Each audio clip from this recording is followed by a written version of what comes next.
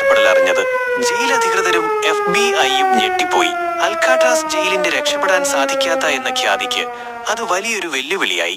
ലോകം അൽക്കാട്രാസിന്റെ പരാജയത്തെക്കുറിച്ച് സംസാരിച്ചു. വലിയ രീതിയിലുള്ള തെരച്ചിൽ ആരംഭിച്ചു. ഹെലികോപ്റ്ററുകൾ, ബോട്ടുകൾ, മുങ്ങൽ വിദഗ്ധർ സാൻ ഫ്രാൻസിസ്കോ ഉൾക്കടലിലെ ഓരോ ഭാഗവും അരിച്ചുപെറുക്കി.